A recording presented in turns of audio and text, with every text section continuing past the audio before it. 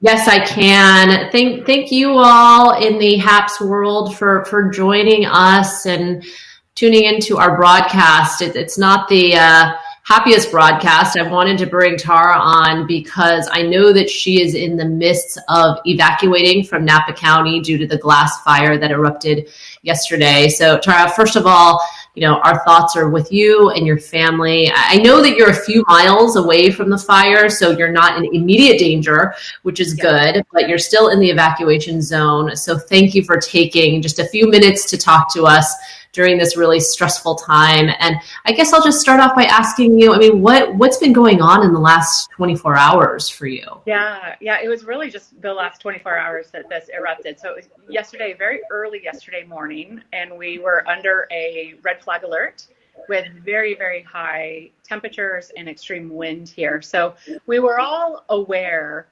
especially since we had just been through the lightning fires a few weeks ago. It was just really finished about 3 weeks ago. So what happened is we got notifications yesterday morning that there was a fire had broken out, and unfortunately, the town of um, St. Helena lost power pretty quickly, and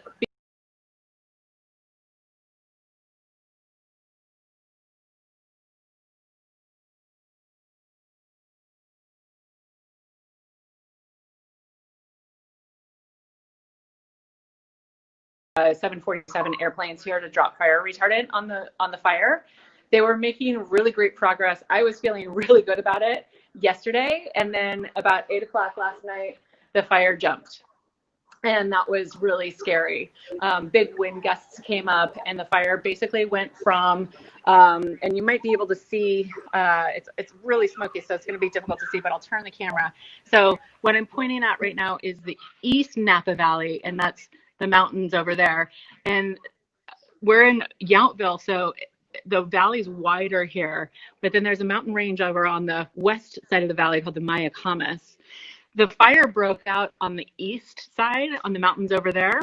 And what happened was, as the valley gets narrower here, there was a big wind gust, and embers went from the east side of the valley over to the west side of the valley. It went up the mountaintop and then down and into Santa Rosa. And so that's why there's 50,000 people evacuated in Sonoma County. I'm not sure how many people are evacuated in Napa County now, but a lot of homes. This went from a horrible fire to just an absolutely apoplectic fire last night at around 8 o'clock last night, and well into the night. And between us here, I would just guess that between the three of us women standing right here, we would probably know 50 different people who've lost businesses or homes in the last 24 hours. Oh my So, goodness. Wow. yeah, I mean, easily. That's probably an underestimate of the number of people we know who lost homes, and some wineries burned down as well. I think I'm not sure if that school burned down. Foothills Elementary burned in Deer Park. Okay, all right. So at least one elementary school was burned down. So devastating. I know you're with a couple of friends. I mean, what are you all feeling right now? Are you all preparing to evacuate, and how far are you from the actual fires? Yeah, why don't I hand it over to Philippa Ward here? She's longtime Napa County, born and raised in Napa County. Her family owns Saintsbury Winery. She has already evacuated, and this is the home that she has evacuated to.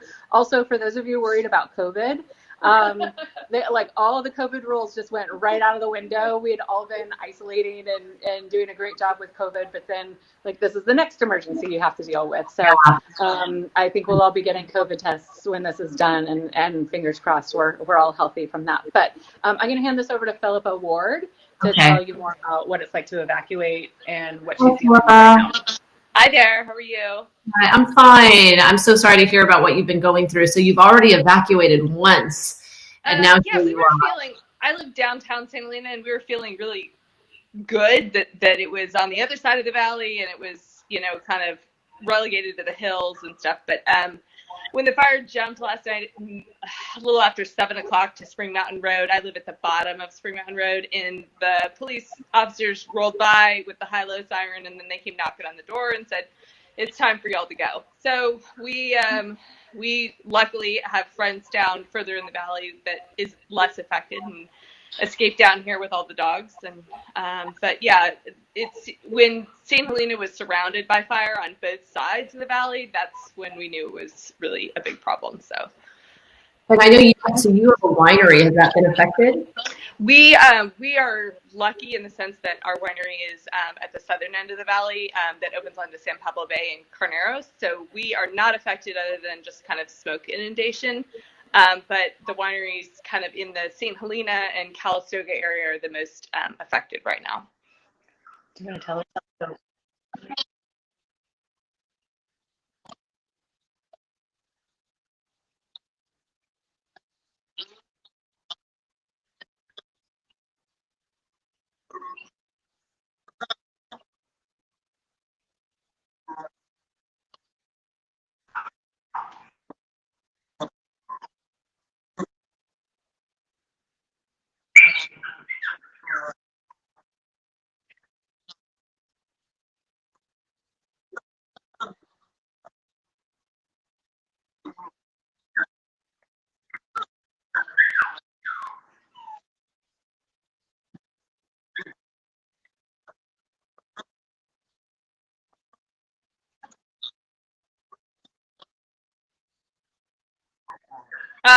You pack a go bag with your passport, jewelry, sentimental items that can't be replaced, and a little bit of clothing and anything you need for your dog. Everybody up here has dogs, so anything you need for pets. And usually the process starts with you get a nixle on your cell phone that talks about which is kind of a warning area, and then that means you better be ready to go when they issue an evacuation.